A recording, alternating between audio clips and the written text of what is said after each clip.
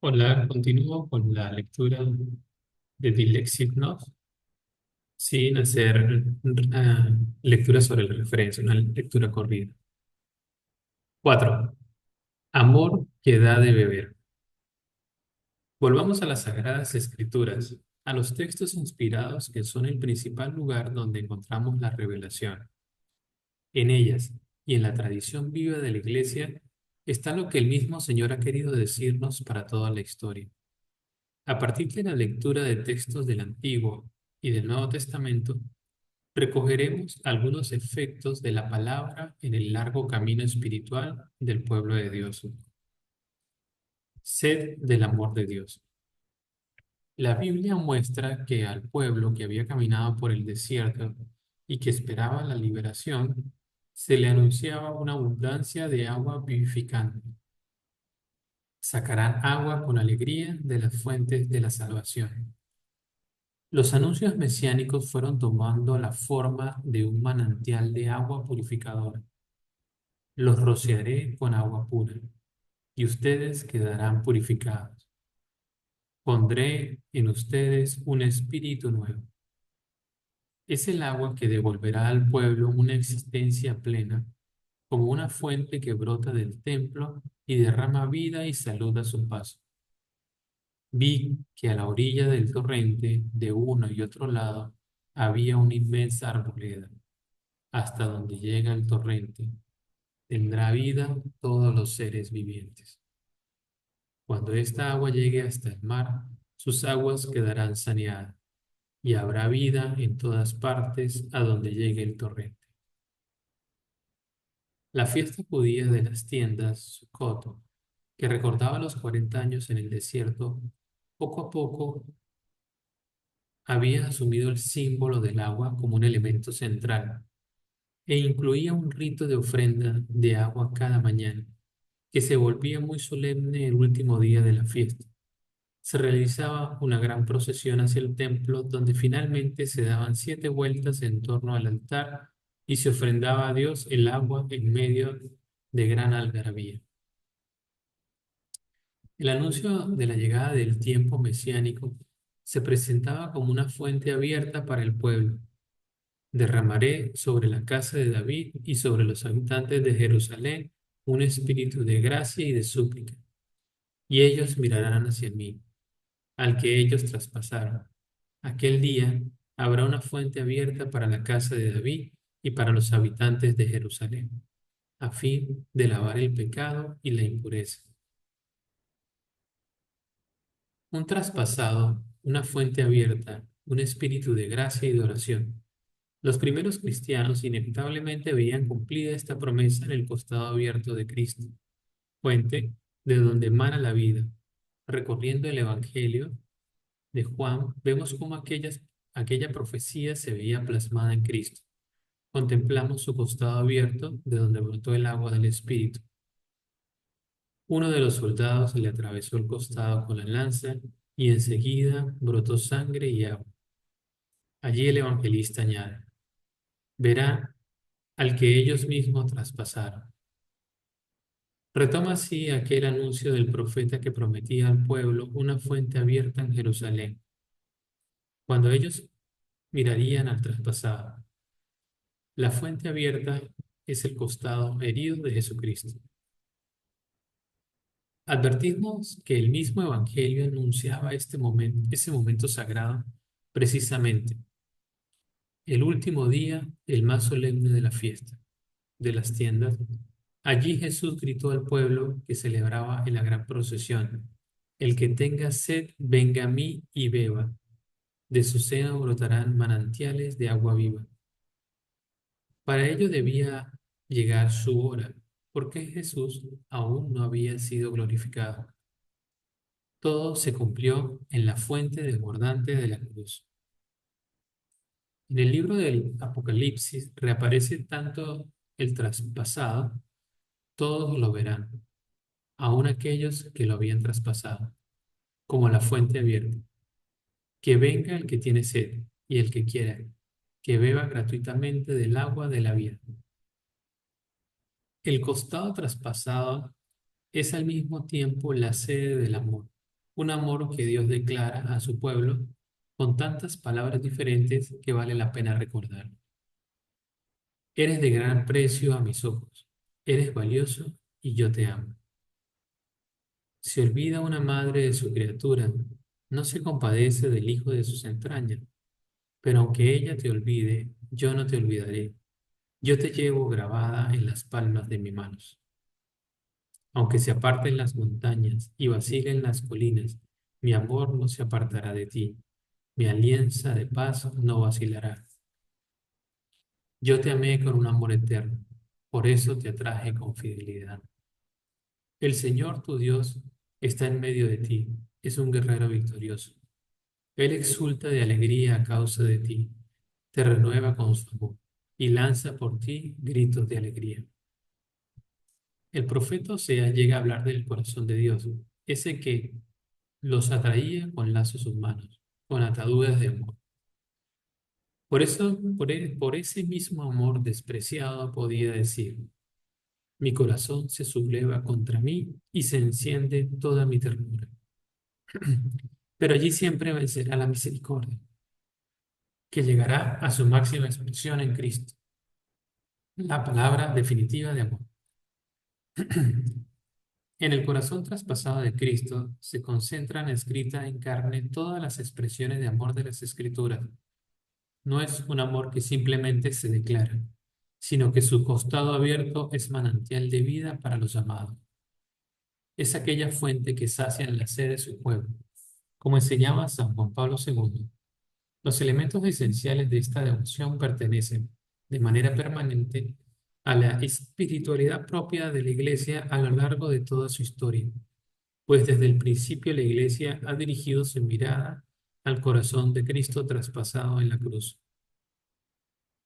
Resonancia de las palabras en la historia.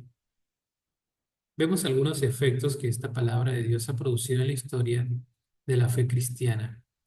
Varios padres de la Iglesia, sobre todo del Asia Menor, mencionaban la herida del costado de Jesús como el origen del agua del Espíritu, la palabra, su gloria y los sacramentos que la comunican. La fortaleza de los mártires vive de la fuente celestial del agua viva que brota de la entraña de Cristo. Como traduce Rufino de las celestiales y eternas fuentes que proceden de la entraña de Cristo. Los creyentes que renacimos por el Espíritu vivimos de esa caverna de la roca. Hemos salido del vientre de Cristo. Su costado herido, que interpretamos como su corazón, está lleno del Espíritu Santo, y desde él llega a nosotros como ríos de agua viva. La fuente del Espíritu está enteramente en Cristo, pero el Espíritu que recibimos no nos aleja del Señor resucitado, sino que nos llena de él, porque bebiendo del Espíritu bebemos al mismo Cristo. Bebe a Cristo porque Él es la roca que derrama agua. Bebe a Cristo porque Él es la fuente de la vida. Bebe a Cristo porque Él es el río cuya fuerza alegra la ciudad de Dios. Bebe a Cristo porque Él es la paz. Bebe a Cristo porque de su seno fluye agua viva. San Agustín abrió el camino a la devoción al Sagrado Corazón como lugar de encuentro personal con el Señor. Es decir, para él, el pecho de Cristo no es solamente la fuente de la gracia y de los sacramentos, sino que lo personaliza, presentándolo como símbolo de la unión íntima con Cristo, como lugar de un encuentro de amor. Allí está el origen de la sabiduría más preciosa, que es conocerle a Él. En efecto, Agustín escribe que Juan, el amado, cuando en la última cena apoyó su cabeza sobre el pecho de Jesús, se reclinó sobre el santuario de la sabiduría. No estamos ante una mera contemplación intelectual de una verdad teológica. San Jerónimo explica que una persona capaz de contemplación no goza del placer de los baños, pero bebe de la vida del costado del Señor. San Bernardo retomó el simbolismo del costado traspasado del Señor, entendiéndolo explícitamente como revelación y donación del amor de su corazón. A través de la llaga se nos vuelve accesible y podemos hacer propio el gran misterio del amor y de la misericordia. Yo empero lo que no hallo en mí mismo búsculo busco lo confiado en las extrañas del Salvador, rebosantes de bondad y misericordia, la cual van derramando por los diversos agujeros de su cuerpo sacratísimo, pues sus enemigos trasladaron sus pies y manos y abrieron con lanza su costado. Por estas aberturas puedo yo sacar miel de la piedra y óleo suave del peñasco durísimo. Puedo gustar y ver cuán suave y dulce es el Señor. El hierro cruel atravesó su alma e hirió su corazón, a fin de que supiese compadecerse de mis flaquezas. El secreto de su corazón se está viendo por las aberturas de su cuerpo. Podemos ya contemplar ese sublime misterio de la bondad infinita de nuestro Dios. Esto reaparece de modo especial en Guillermo de Saint-Girard, quien invitaba a entrar en el corazón de Jesús, que nos alimenta en su propio pecho. No llama la atención si recordamos que para este autor el arte de las artes es el arte del amor. El amor es donado por el creador de la naturaleza. El amor es una fuerza del alma que, como un peso natural, la conduce a su lugar o fin. Ese lugar que le es propio donde reina el amor en plenitud es el corazón de Cristo. ¿A dónde llevas, Señor, a los que abrazas y estrechas, sino a tu corazón? Tu corazón es el dulce maná de tu divinidad, que guardas en el interior, oh Jesús, en la urna de tu oro, de su sapientísima alma. Dichosos aquellos a los que el abrazo los atrae hasta dichosos aquellos a los que el abrazo los atrae hasta ti. Dichosos los que escondiste en lo oculto de aquel secreto en tu corazón. San Buenaventura une las dos líneas espirituales en torno al corazón de Cristo, al mismo tiempo que lo presenta como la fuente de los sacramentos y de la gracia. Propone que esta contemplación se convierta en una relación de amigos, en un encuentro personal de amor. Por una parte, nos ayuda a reconocer la belleza de la gracia y de los sacramentos que emanan de esa fuente de vida, que es el costado herido del Señor, para que del costado de Cristo dormido en la cruz se formase la iglesia y se cumpliese la escritura que dice, mirarán al que traspasaron. Uno de los soldados lo hirió con una lanza y le abrió el costado. Y fue permisión de la divina providencia a fin de que, brotando de la herida sangre y agua, se se derramase el precio de nuestra salud, el cual, manado de la fuente arcana del corazón, diese a los sacramentos de la Iglesia la virtud de conferir la vida de la gracia, y fuese para los que viven en Cristo como una copa llenada en la fuente viva, que salta hasta la vida eterna.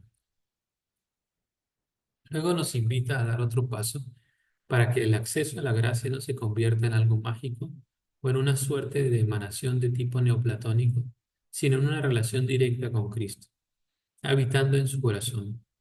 Porque quien bebe es un amigo de Cristo, es un corazón amante. Levántate, pues, alma amiga de Cristo, y sé la paloma que anida en la pared de una cueva.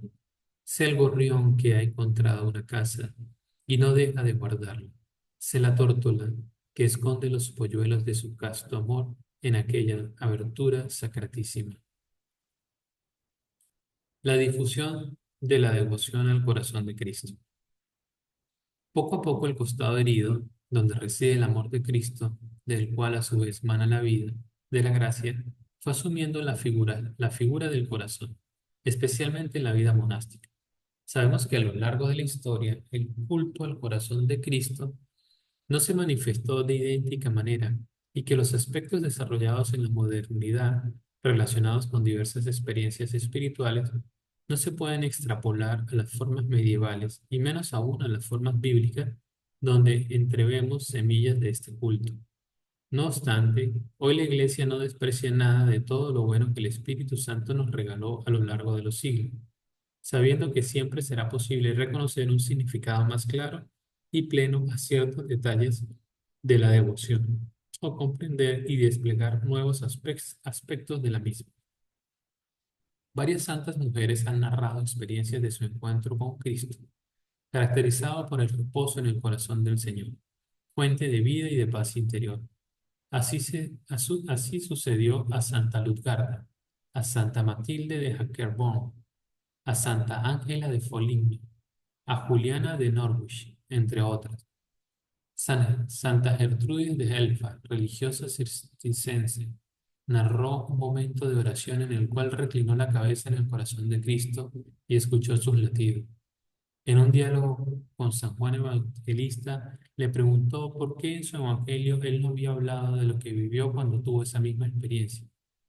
Concluye Gertrudis que la dulzura de esos latidos se reservó para los tiempos modernos, de manera que, escuchándolos, pueda renovarse el mundo envejecido y tibio en el amor de Dios. Podríamos pensar que es un anuncio referido a nuestros tiempos, un llamado a reconocer cómo se ha vuelto viejo este mundo, necesitado de percibir el mensaje siempre nuevo del amor de Cristo. Santa Gertrudis y Santa Matilde han sido consideradas entre las confidentes más íntimas del Sagrado Corazón. Los monjes cartujos, alentados sobre todo por Ludolfo de Sajonia, encontraron en la devoción del Sagrado Corazón un camino para llenar de afecto y cercanía su relación con Jesucristo. Quien entra por la herida de su corazón es inflamado de afecto. Santa Catalina de Siena escribió que los sufrimientos que el Señor soportó no son algo que podamos presenciar, pero que el corazón abierto de Cristo es para nosotros la posibilidad de un encuentro actual y personal con tanto amor. Por eso quise que vieseis el secreto de mi corazón, mostrándotelo abierto, para que vieses que yo amaba más que lo que podían demostrar mis sufrimientos finitos. La devoción al corazón de Cristo trascendió progresivamente la vida monástica y colmó la espiritualidad de santos maestros, predicadores y fundadores de congregaciones religiosas que la difundieron en los más remotos lugares de la tierra. De particular interés fue la iniciativa de San Juan Eudes, quien, después de dar con sus misioneros una fervorosísima misión en Rennes, logró que el señor obispo aprobara en aquella diócesis la celebración de la fiesta del corazón adorable de nuestro Señor Jesucristo. Esta fue la primera vez que en la iglesia se autorizó esta fiesta oficialmente. Después, los obispos de Coutances, de Évreux, de Bayeux, de Lisieux, de Rouen, autorizaron para sus diócesis respectivas la misma fiesta entre los años 1670 y 1671. San Francisco de Sales. En los tiempos modernos cabe destacar el aporte de San Francisco de Sales. Él contemplaba frecuentemente el corazón abierto de Cristo, que invita a habitar en su interior, en una relación personal de amor, donde se iluminan los misterios de la vida. Se advierte en el pensamiento de este santo doctor como, frente a una moral rigorista o una religiosidad de mero cumplimiento, el corazón de Cristo se le presenta como un llamado a la plena confianza en la acción misteriosa de su gracia. Así lo expresaba en su propuesta a la baronesa de Chantal. Estoy seguro de que no permaneceremos más en nosotros mismos. Habitaremos para siempre en el costado herido del Salvador. Pues sin Él no solo no podemos, sino que pudiéramos, no querríamos hacer nada. Para él la devoción estaba lejos de convertirse en una forma de superstición o en una indebida objetivización de la gracia, porque significa la invitación a una relación personal donde cada uno se siente único frente a Cristo, teniendo en cuenta en su realidad irrepetible, pensando por Cristo y valorado de un modo directo y exclusivo. Este corazón muy adorable y muy amable de nuestro Maestro ardiendo del amor que nos profesa, corazón en el que vemos todos nuestros nombres escritos. Ciertamente es asunto de grandísimo consuelo que seamos amados tan entrañablemente por nuestro Señor que nos lleva siempre en su corazón. Ese hombre propio, ese nombre propio escrito en el corazón de Cristo era el modo como San Francisco de Sales intentaba simbolizar hasta qué punto el amor de Cristo hacia cada uno Cada uno no es abstracto o genérico, sino que implica una personalización donde el creyente se siente valorado y reconocido por sí mismo.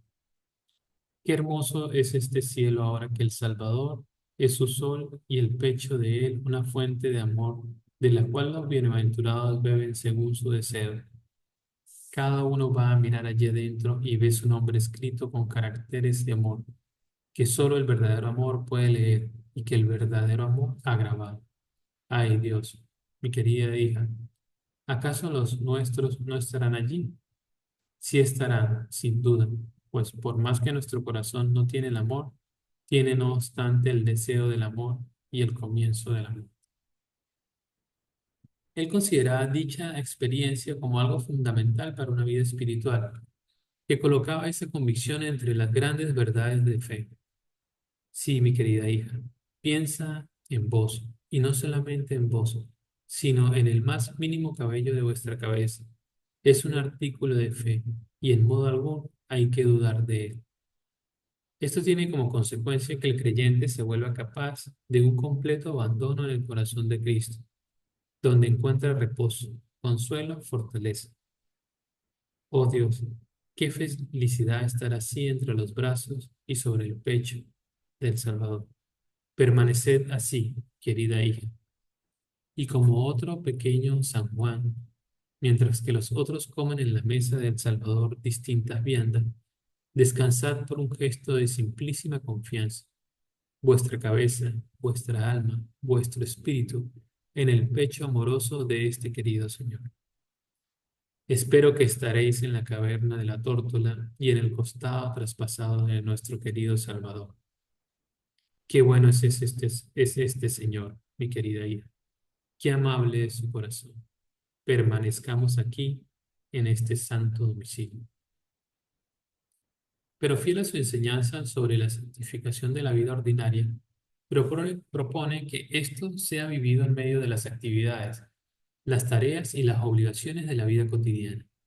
Me preguntáis, ¿cómo las almas que son atraídas en el, me preguntáis cómo las almas que son atraídas en la oración a esta santa simplicidad y a este perfecto abandono en Dios deben comportarse en todas sus acciones? Yo contesto que no solamente en la oración, sino en el comportamiento de toda su vida, deben andar invariablemente en espíritu de simplicidad, abandonando y entregando toda su alma, sus acciones y sus éxitos a la voluntad de Dios, con un amor de perfecta y absoluta confianza, abandonándose a la gracia y al cuidado del amor eterno que la divina providencia siente por ellas. Por todo esto, a la hora de pensar en un símbolo que pudiera sintetizar su propuesta de vida espiritual, concluye: he pensado, querida madre, si os parece, que es menester que tomemos como escudo un único corazón traspasado por dos flechas, encerrado en una corona de espinas. Una nueva declaración de amor. Bajo el sano influjo de esta espiritualidad sales a los acontecimientos de Para-el-Lemonial tuvieron lugar al final del siglo XVII. Santa Margarita María Alacoque narró importantes apariciones entre finales de septiembre de 1673 y junio de 1675. Lo fundamental es una declaración de amor que se destaca en la primera gran aparición. Jesús dice: mi divino corazón está tan apasionado de amor por los hombres y por ti en particular, que no pudiendo ya contener en sí mismo las llamas de su caridad ardiente, le es preciso comunicar por tu medio y manifestarse a todos para enriquecerlos con los preciosos tesoros que te descubro. Santa Margarita María resume todo de una manera potente y fervorosa. Me descubrió todas las maravillas de su amor y los secretos inexplicables de su corazón sagrado, que hasta entonces me había tenido siempre ocultos. Aquí me los descubrió por vez primera, pero de un modo tan operativo y sensible que, a juzgar por los efectos producidos en mí por esta gracia, no me dejan motivo alguno de duda. En las siguientes manifestaciones se reafirma la hermosura de este mensaje. me descubrió las maravillas inexplicables de su amor puro y el exceso a que le había conducido el amar a los hombres. Este intenso reconocimiento del amor de Jesucristo que nos transmitió Santa Margarita María nos ofrece valiosos estímulos para nuestra unión con Él. Eso no significa que nos sintamos obligados a aceptar o asumir todos los detalles de esa propuesta espiritual, donde, como suele ocurrir, se mezclan con la acción divina elementos humanos relacionados con los propios deseos, inquietudes e imágenes anteriores. Tal propuesta siempre tiene que ser releída a la luz del Evangelio y de toda la rica tradición espiritual de la Iglesia. Al mismo tiempo, que reconocemos cuán bien ha hecho en tantas hermanas y en tantos hermanos. Esto nos permite reconocer regalos del Espíritu Santo dentro de dicha experiencia de fe y de amor. Más importante que los detalles es el núcleo del mensaje que se nos transmite y que puede resumirse en aquellas palabras que Santa Margarita escuchó. He ahí está este corazón que ha amado tanto a los hombres, que nada ha perdonado hasta agotarse y consumirse para demostrarle su amor. Esta manifestación es una invitación a un crecimiento en el encuentro con Cristo, gracias a la confianza sin reserva, hasta alcanzar una unión plena y definitiva. Es preciso que el divino corazón de Jesús se sustituya de tal modo en lugar del nuestro, que Él solo viva y obre en nosotros y por nosotras, que su voluntad pueda obrar absolutamente sin resistencia de nuestra parte, y en fin, que sus afectos, sus pensamientos y deseos estén en lugar de los nuestros, y sobre todo su amor, que se amará Él mismo en nosotros y por nosotras. Y de este modo, est- siéndonos, a- siéndonos este amable corazón todo en todas las cosas, podremos decir que como San Pablo, que no vivimos ya, sino que vive Él en nosotros. En realidad, en el primer mensaje recibido por ella, presentaba esta vivencia de un modo más personal, más concreto, lleno de fuego y de ternura. Me pidió después el corazón, y yo le supliqué que le tomase. Le tomó e introdujo en su corazón adorable, en el cual me lo mostró como un pequeño átomo que se consumía en aquel horno encendido.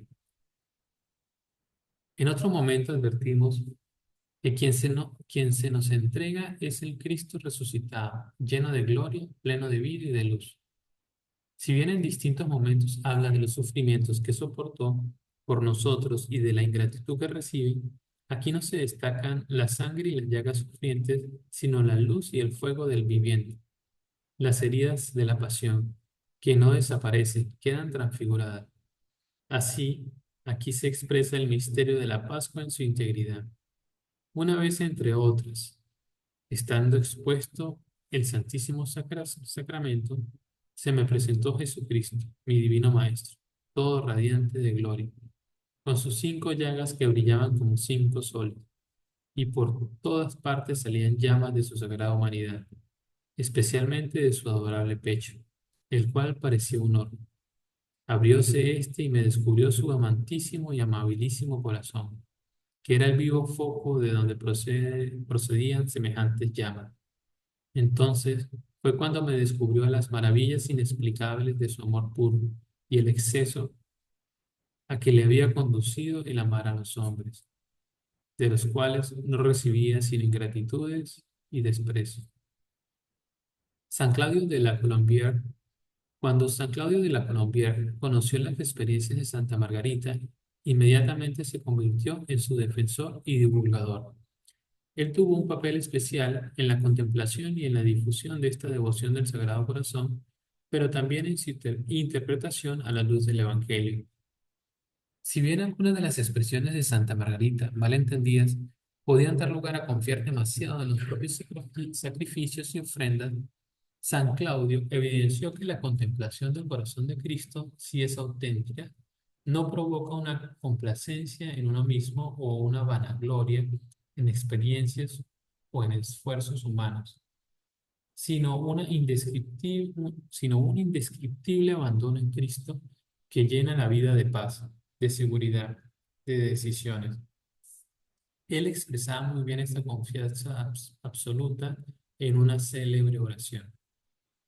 Estoy tan convencido, Dios mío, de que velas sobre todos los que esperan en ti y de que no pueden faltar cosa alguna a quien aguarda de ti todas las cosas. Que he determinado vivir de ahora en adelante sin ningún cuidado, descargándome de ti de toda mi solicitud. No por eso perderé la esperanza, antes la conservaré hasta el postrer suspiro de mi vida, y vanos serán los esfuerzos de todos los demonios del infierno por arrancarme. Que otros esperen la dicha de sus riquezas o de sus talentos, que descansen otros en la inocencia de su vida, o en la aspereza de su penitencia, o en la multitud de sus buenas obras, o en el fervor de sus oraciones. En cuanto a mí, toda mi confianza se funda en mi misma confianza. Confianza semejante jamás salió fallida a nada. Así que seguro estoy de ser eternamente bienaventurado, porque espero firmemente serlo, y porque eres tú, Dios mío, de quien lo espero. San Claudio escribió una nota en enero de 1677, encabezada por unas líneas que se referían a la seguridad que él sentía sobre su propia misión. He reconocido que Dios quiere servirse de mí, procurando el cumplimiento de sus deseos respectivos a la devoción que me ha sugerido una persona, a quien Él se comunica muy confidencialmente y para la cual ha querido servirse de mi flaqueza. Ya, le, ya la he inspirado a muchas personas.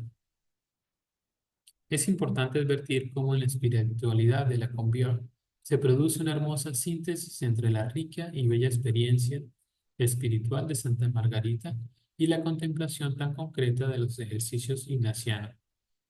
Él escribía al inicio de la tercera semana del mes de ejercicios: dos cosas me han conmovido sumamente y me han tenido ocupado todo el tiempo. La primera es la disposición con que sale Jesucristo al encuentro de los que le buscan. Su corazón está negado en un mar de amargura. Todas las pasiones se han desencadenado en su interior. Toda la naturaleza está desconcertada. Y a través de estos desórdenes y de todas estas tentaciones, su corazón va derecho a Dios. No da un paso en falso. No vacila en torno al partido que la virtud y la más alta virtud le sugieren.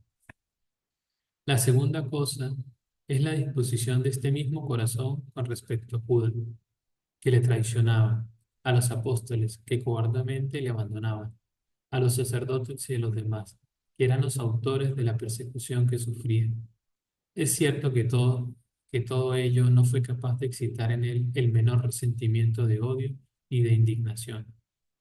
Me represento, pues, a este corazón sin hiel, sin acritud, lleno de verdadera ternura para con sus enemigos. San Carlos de Foucault y Santa Teresa del Niño Jesús. San Carlos de Foucault y Santa Teresa del Niño Jesús, sin pretenderlo, han reconfigurado algunos elementos de la devoción del corazón de Cristo, ayudándonos a entender de un modo todavía más fiel el Evangelio. Veamos ahora cómo se expresó en su vida esta devoción. En el próximo capítulo volveremos a ello para mostrar la originalidad de la dimensión misionera que ambos desarrollaron de modo diverso. Y es sus Caritas. En Lougy, San Carlos de Foucault hacía visitas al Santísimo con su prima, Madame de Bondy, y un día ella le señaló una imagen del Sagrado Corazón. Esta primera fue fundamentalmente en la conversión de Carlos, tal como él lo reconoce, puesto que Dios te ha hecho el primer instrumento de sus misericordias para conmigo.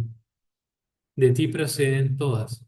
Si tú no me hubieras convertido, llevado a Jesús y enseñado poco a poco, como letra a letra, todo lo que es piadoso y bueno, estaría hoy donde estoy. Pero precisamente lo que ella despertó en él es la conciencia ardiente del amor de Jesús. Allí estaba todo. Eso era lo más importante. Y esto se concentraba particularmente en la devoción del corazón de Cristo, donde él encontraba la misericordia sin límites. Esperemos en la misericordia infinita de aquel cuyo corazón tú me hiciste conocer. Luego su director espiritual, El abate Henry Berlin le ayudará a profundizar ese precioso misterio, este corazón bendito del que usted me habló tantas veces.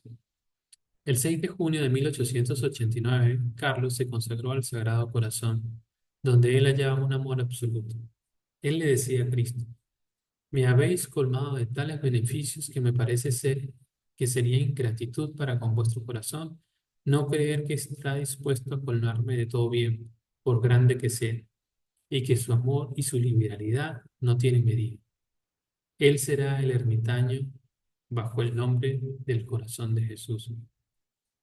El 17 de mayo de 1906, el mismo día en que Fray Carlos solo ya no puede celebrar la misa, escribe que promete dejar vivir en mí el corazón de Jesús para que ya no sea yo quien viva, sino el corazón de Jesús quien viva en mí, como vivía en Nazaret.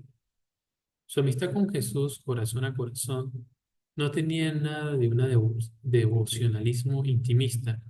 Era la raíz de esa vida esa vida despojada de Nazaret, con la cual Carlos quería imitar a Cristo y configurarse con él. Aquella tierna devoción al corazón de Cristo tuvo consecuencias muy concretas en su estilo de vida y su Nazaret se alimentaba de esa relación tan personal con el corazón de Cristo. Santa Teresa del Niño Jesús. Al igual que San Carlos de Foucault, Santa Teresa del Niño Jesús respiró la enorme devoción que inundaba Francia en el siglo XIX. El sacerdote Alberic Pichon era el director espiritual de su familia y se le consideraba un gran apóstol del Sagrado Corazón.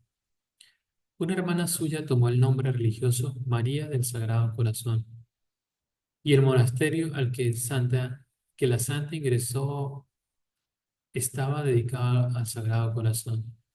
No obstante, su devoción tomó algunas características propias más allá de la forma como se expresaba en aquel momento. Cuando tenía 15 años, encontró un modo de resumir su relación con Jesús, aquel cuyo corazón late al unísono con el mío. 2 años después, cuando le hablaban de un corazón coronado de espinas, ella agregaba en una carta: tú bien sabes que yo no veo al Sagrado Corazón como todo el mundo. Yo pienso que el corazón de mi esposo es solo para mí, como el mío es solo para él.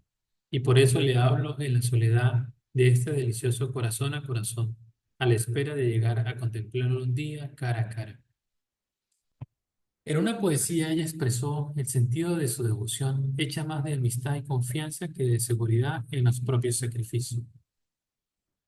Yo quiero un corazón ardiente de ternura, que me sirva de apoyo sin jamás vacilar, que todo lo ame en mí, incluso mi pobreza, que nunca me abandone ni me olvide jamás.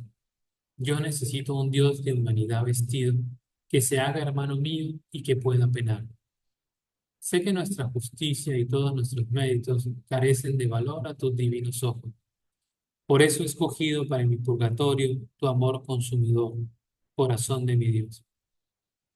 Quizás el texto más importante para poder comprender el sentido de su devoción al corazón de Cristo sea la carta que escribió 3 meses antes de morir a su amigo Maurice Bellier. Cuando veo a Magdalena adelantarse en presencia de los numerosos invitados y regar con sus lágrimas los pies de su maestro adorado, a quien toca por primera vez, siento que su corazón ha comprendido los abismos de amor y de misericordia del corazón de Jesús, y que por más pecadora que sea, ese corazón de amor está dispuesto no solo a perdonarlo, sino incluso a prodigarle los favores de su intimidad divina y a elevarla hasta las cumbres más altas de la contemplación. Querido hermanito, desde que se me ha concedido a mí también comprender el amor del corazón de Jesús, le confieso que Él ha desterrado todo temor de mi corazón. El recuerdo de mis fallas me humilla y me lleva a no apoyarme nunca en mi propia fuerza, que no es más que debilidad. Pero sobre todo, ese recuerdo me habla de misericordia y de amor. Las mentes eticistas que pretendían llevar un control de la misericordia y de la gracia dirían que ella podía expresar esto porque era santa, pero que no podía afirmarlo una persona pecadora. De ese modo quitan la espiritualidad de Santa Teresa del Niño Jesús su hermosa novedad que refleja el corazón del Evangelio. Lamentablemente se ha vuelto frecuente en algunos círculos cristianos este intento de encerrar al Espíritu Santo en un esquema que le permita tener todo bajo supervisión. Sin embargo, esta sabia doctora de la Iglesia les tapa la boca y contradice directamente esa interpretación reductiva con estas palabras tan claras. Aunque hubiera cometido todos los crímenes posibles, seguiría teniendo la misma confianza. Sé que toda esa multitud de ofensas sería como una gota de agua arrojada en una hoguera encendida. A Sor María, que la elogiaba por su generoso amor a Dios dispuesto al martirio, ella le responde detenidamente en una carta que hoy es uno de los grandes hitos de la historia de la espiritualidad. Esta página debería ser leída 1000 veces por su hondura, claridad y belleza. Allí ayuda a la hermana del Sagrado Corazón a evitar concentrar esta devoción en un aspecto dolorista, ya que algunos entendían la reparación como una suerte de primacía de los sacrificios o de los cumplimientos moralistas. Ella, en cambio, resume todo en la confianza como la mejor ofrenda, agradable al corazón de Cristo. Mis deseos de martirio no son nada, no son ellos lo que me dan la confianza ilimitada que siente mi corazón. A decir verdad, las riquezas espirituales hacen injusto al hombre cuando se apoya en ellas con complacencia, creyendo que son algo grande. Lo que le agrada es verme amar mi pequeñez y mi pobreza. Es la esperanza ciega que tengo en su misericordia. Este es mi único tesoro. Si deseas sentir alegría o atractivo por el sufrimiento, es tu propio consuelo lo que buscas. Comprende que para amar a Jesús, para ser su víctima de amor, cuanto más débil se es, sin deseos ni virtudes, más cerca se está de las operaciones de ese amor consumidor y transformante. Ah, cómo quisiera comprender lo que yo siento. La confianza, y nada más que la confianza, puede conducirnos al amor. En muchos de sus textos se advierte su lucha contra formas de espiritualidad demasiado centradas en el esfuerzo humano, en el mérito propio, en el ofrecimiento de sacrificio, en determinados cumplimientos para ganarse el cielo. Para ella, el mérito no consiste en hacer mucho ni en dar mucho, sino más bien en recibir. Leemos una vez más algunos de los textos tan significativos donde ella insiste en ese camino. Es un modo simple y rápido de ganar al Señor por el corazón. Así escribe a su hermana Leonia. Te aseguro que Dios es mucho mejor de lo que piensan.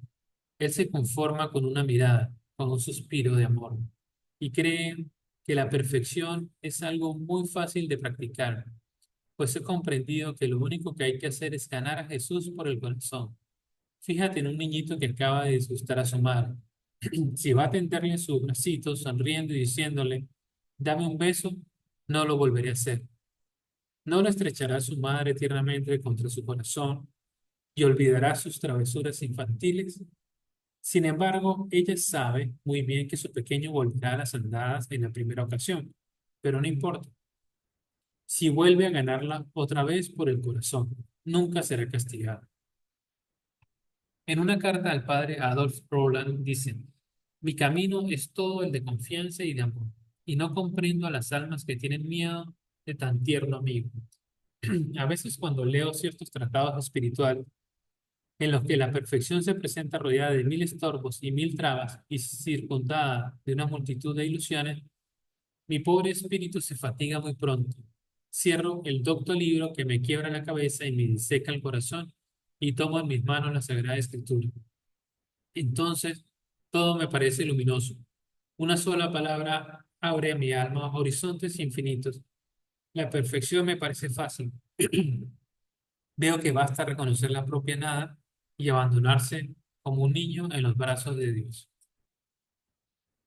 Y dirigiéndose al abate Maurice Villiers a propósito de un padre de familia expresa, no creo que el corazón de ese padre afortunado pueda resistir a la confianza filial de su hijo, cuya sinceridad y amor conoce. Sin embargo, no ignora que su hijo volverá a caer más de una vez en la misma falta, pero está dispuesto a perdonarle siempre si su hijo le vuelve a ganar una y otra vez por el corazón. Resonancia en la compañía de Jesús. Hemos visto cómo San Claudio de la Colombière unía la experiencia espiritual de Santa Margarita con la propuesta de los ejercicios espirituales. Considero que el lugar del Sagrado Corazón en la historia de la compañía de Jesús merece unas breves palabras. La espiritualidad de la compañía de Jesús siempre propuso un conocimiento interno del Señor para que más le ame y le siga. San Ignacio nos invita en sus ejercicios espirituales a situarnos frente al Evangelio que nos narra que Jesús, herido con la lanza en su costado, manó agua y sangre. Cuando el ejercitante queda frente al costado herido de Cristo, Ignacio le propone entrar en el corazón de Cristo. Este es un camino para madurar el propio corazón de la mano de un maestro de los efectos. Según la expresión que San Pedro Fabro usaba en una de las cartas de San Ignacio, lo menciona también al jesuita Juan Alfonso de Polanco en su biografía de San Ignacio, en la cual reconocía que el cardenal Cortarini había encontrado al padre Ignacio como un maestro de los afectos. Los coloquios que San Ignacio propone son parte esencial de esta educación del corazón, porque sentimos y gustamos en el corazón un mensaje del Evangelio y lo conversamos con el Señor.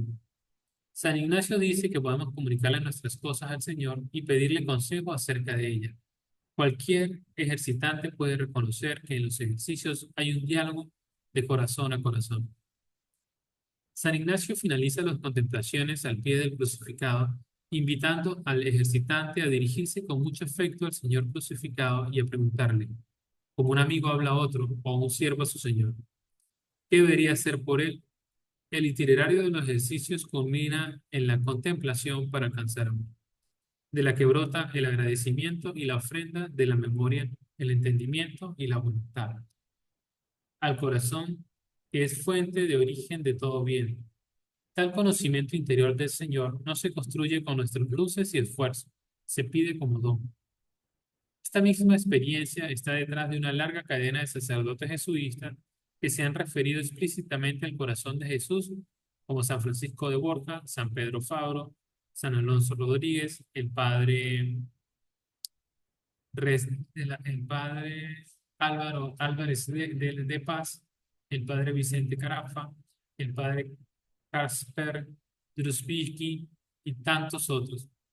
En 1883, los jesuitas declararon que la Compañía de Jesús acepta y recibe con espíritu desbordante de gozo y de gratitud la suavísima carga que le ha confiado a nuestro Señor Jesucristo de practicar, promover y propagar la devoción a su divinísimo corazón. En diciembre de 1871, el padre Pieter Jan Beck consagró la compañía al Sagrado Corazón de Jesús y como señal de que seguía siendo parte actual de la vida de la compañía, el padre Pedro Arrup lo hizo nuevamente en 1972, con una convicción de que se expresan estas palabras. Quiero decir a la compañía algo que juzgo no debo callar. Desde mi noviciado siempre he estado convencido de que en la llamada devoción al Sagrado Corazón está encerrada una expresión simbólica de lo más profundo del espíritu ignaciano y una extraordinaria eficacia, ultra cum speraverit, tanto por la perfección propia como por la fecundidad apostólica. Este convencimiento lo poseo. En esta devoción tengo una de las fuentes más entrañables de mi vida interior. Cuando San Juan Pablo II invitó a todos los miembros de la compañía a que promuevan con mayor celo aún esta devoción que corresponde más que nunca a la esperanza de nuestro tiempo, lo hizo porque reconocía los íntimos lazos que hay entre la devoción al corazón de Cristo y la espiritualidad ignaciana, ya que el deseo de conocer íntimamente al Señor y de mantener un diálogo con Él, corazón a corazón, es característico gracias a los ejercicios espirituales del dinamismo espiritual y apostólico ignaciano, todo él al servicio del amor del corazón de Dios. Una larga corriente de vida interior.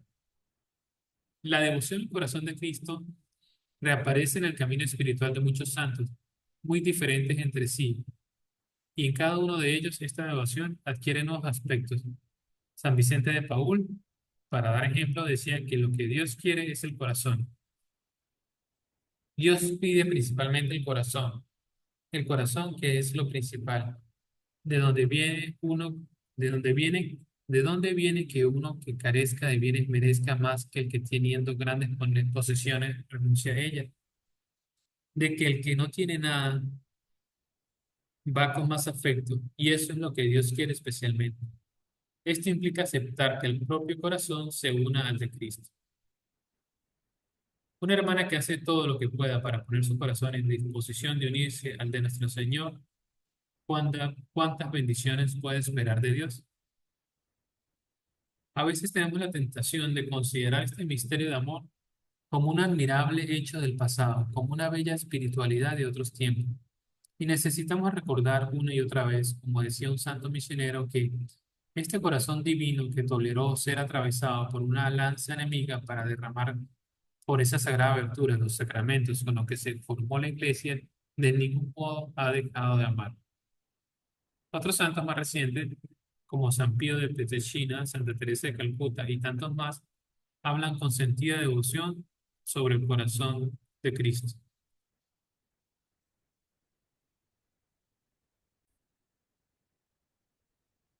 Pero quisiera recordar también las experiencias de Santa Faustina Kowalska, que, re- que reproponen la devoción al corazón de Cristo con un fuerte acento en la vida gloriosa del resucitado y en la misericordia divina. De hecho, motivado por estas vivencias de la santa y bebiendo de la herencia espiritual del santo obispo Joseph Sebastián Pelzar, 1842-1924, San Juan Pablo II conectaba íntimamente su reflexión sobre la misericordia con la devoción al corazón de Cristo. La Iglesia parece profesar de manera particular la misericordia de Dios y venerarla dirigiéndose al corazón de Cristo. En efecto, precisamente al acercarnos a Cristo en el misterio de su corazón, nos permite detenernos en ese punto de la revelación del amor misericordioso del Padre, que ha constituido el núcleo central de la misión mesiánica del Hijo del Hombre. El mismo San Juan Pablo II, refiriéndose al Sagrado Corazón, reconoció de una manera muy personal: Él me ha hablado desde mi juventud. La actualidad de la devoción al corazón de Cristo se advierte particularmente en la acción evangelizadora y educativa de numerosas congregaciones religiosas, femeninas y masculinas, que han sido marcadas desde sus orígenes por esta experiencia espiritual cristológica. Mencionarlas a todas sería una tarea interminable.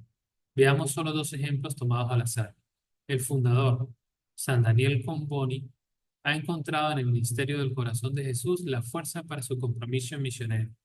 Impulsado por el amor del corazón de Jesús, buscamos el crecimiento de las personas en su dignidad humana y como hijos e hijas de Dios, a partir del Evangelio y de sus exigencias de amor, de perdón, de justicia y de solidaridad con los pobres y marginados.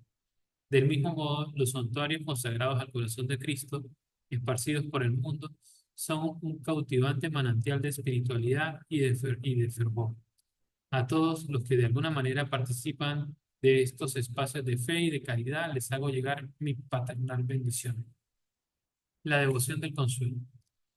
La herida del costado de donde brota el agua viva sigue abierta en el resucitado. Esa gran herida producida por la lanza y las llagas de la corona de espinas que suelen aparecer en las representaciones del Sagrado Corazón son inseparables de esta devoción, porque en ella se contempla el amor de Jesucristo que fue capaz de entregarse hasta el final.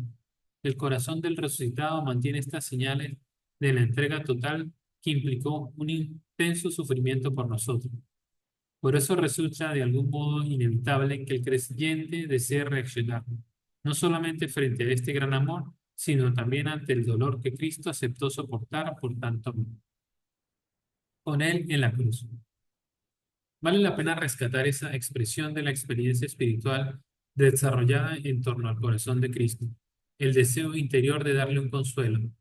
No trataré ahora la práctica de la reparación, que considero mejor situada en el contexto de la dimensión social de esta devoción, por lo cual la desarrollaré en el próximo capítulo. Ahora solo quisiera concentrarme en ese deseo que muchas veces brota en el corazón del creyente enamorado cuando contempla el misterio de la pasión de Cristo y la vive como un misterio que no solo se recuerda, sino que por la gracia se vuelve presente, o mejor, nos lleva a nosotros a estar místicamente presentes en ese momento redentor. Si el amado es el más importante, entonces, ¿cómo no querer consolarle? El Papa Pío XI intentó fundamentarlo invitándonos a reconocer que el misterio de la redención por la pasión de Cristo salta por la gracia de Dios todas las distancias del tiempo y del espacio. De modo que si Él en la cruz se entrega también por los pecados futuros, los nuestros de la misma manera, nuestros actos ofrecidos hoy para su consuelo, traspasando los tiempos, llegarán a su corazón herido. Que si a causa también de nuestros pecados futuros, pero previstos, el alma de Cristo Jesús estuvo triste hasta la muerte.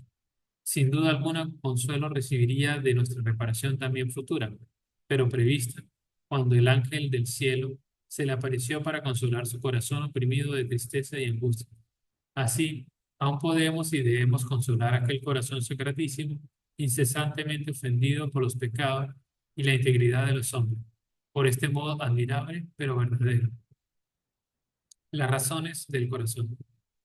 Puede parecer que esta expresión de la devoción no tiene sustento teológico, no tiene suficiente sustento teológico. Sin embargo, el corazón tiene sus razones. El sensus fidelium intuye que aquí hay algo misterioso más allá de nuestra lógica humana y que la pasión de Cristo no es un mero hecho del pasado. Podemos participar en ella desde la fe. Meditar la entrega de Cristo en la cruz para la piedad de los fieles es algo mayor que un mero recuerdo. Esta convicción está sólidamente fundada en la teología. A esto se une la conciencia del propio pecado que Él cargó sobre sus hombros heridos y de la propia inadecuación frente a tanto amor, que siempre nos sobrepasa infinitamente. De todos modos, nos preguntamos cómo es posible relacionarnos con el Cristo vivo, resucitado, plenamente feliz, y al mismo tiempo consolarlo en la pasión. Consideremos el hecho de que el corazón resucitado conserva su herida como memoria constante y que la acción de la gracia provoca una experiencia que no se contiene enteramente en el instante cronológico. Estas dos convicciones nos permiten admitir que estamos ante una vía mística que supera los intentos de la razón y expresa lo que la misma palabra de Dios nos sugiere. Más, escribe el Papa XI, ¿cómo podrán estos actos de reparación consolar a Cristo, que dichosamente reina en los cielos? Respondemos con palabras de San Agustín. Dame un corazón que ame y sentirá lo que digo. Una alma de veras amante de Dios, si mira al tiempo pasado, ve a Jesucristo trabajando, doliente, sufriendo durísimas penas, por nosotros los hombres y por nuestra salvación. Tristeza, angustia, desaprobio, quebrantos por nuestras culpas, y sanándonos con su llaga. De todo lo cual, tanto más hondamente se penetra las almas piadosas, cuanto más claro ven que los pecados de los hombres en cualquier tiempo cometido fueron causa de que el Hijo de Dios se entregue a la muerte.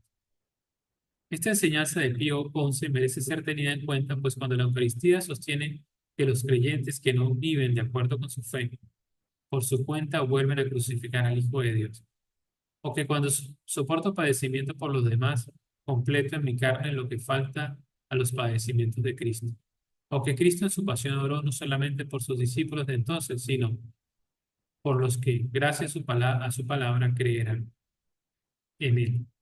Está diciendo algo que rompe nuestros esquemas limitados. Nos muestra que no es posible establecer un antes y un después sin conexión alguna, aunque nuestros pensamientos no sepa cómo explicarlo. El Evangelio, en sus distintos aspectos, no es solo para reflexionar o recordarlo, sino para vivirlo, tanto en las obras del amor como en la experiencia interior. Y esto vale sobre todo para el misterio de la muerte y resurrección de Cristo. Las separaciones temporales de nuestra mente utilizan no parecen contener la verdad de esta experiencia creyente, donde se funde la unión con Cristo sufriente y a la vez la potencia, el consuelo y la amistad que gozamos con el resucitado. Vemos ahora la unidad del misterio pascual en sus dos aspectos inseparables que se iluminan entre sí. Ese único misterio que se hace presente por la gracia en sus dos dimensiones hace que al mismo tiempo que intentamos ofrecer algo a Cristo para su consuelo, Nuestros propios sufrimientos se ven iluminados y transfigurados por la luz pascual del amor. Lo que sucede es que nosotros participamos de ese misterio en nuestra vida concreta, porque antes Cristo mismo quiso participar de nuestra vida, quiso vivir anticipadamente como cabeza de los que viviría su cuerpo eclesial, tanto en heridas como en los consuelos. Cuando vivimos en gracia de Dios, esta mutua participación se nos vuelve experiencia espiritual. En definitiva, es el resucitado quien con la acción de su gracia hace posible que nos unamos misteriosamente en su pasión. Lo saben los corazones creyentes que viven el gozo de la resurrección, pero simultáneamente desean participar en el destino de su Señor.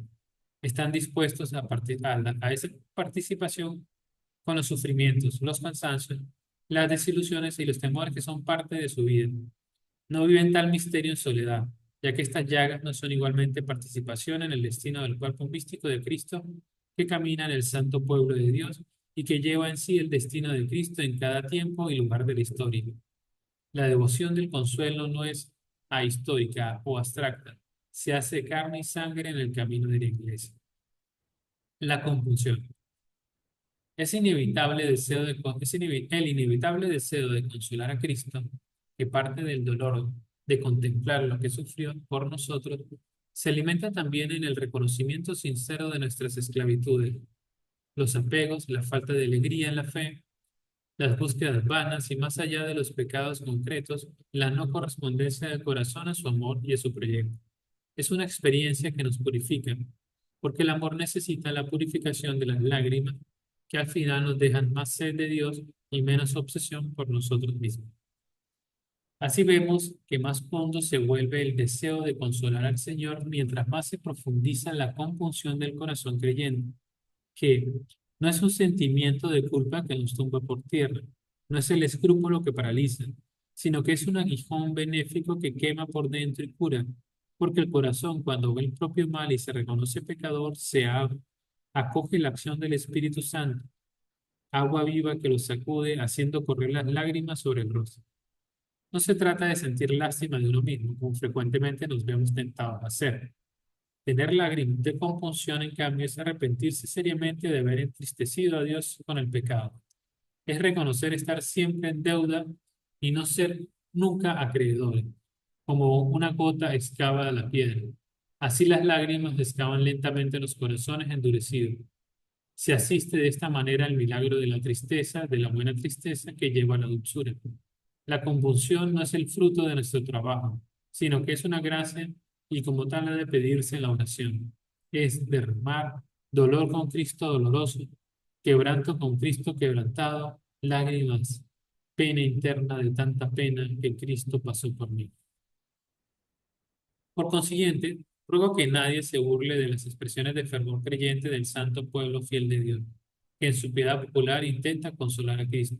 E invito a cada uno a preguntarse si no hay más racionalidad, más verdad y más sabiduría en ciertas manifestaciones de ese amor que busca consolar al Señor, que en los fríos, distantes, calculados y mínimos actos de amor de los que somos capaces aquellos que pretendemos poseer una fe más reflexiva, cultivada y pura.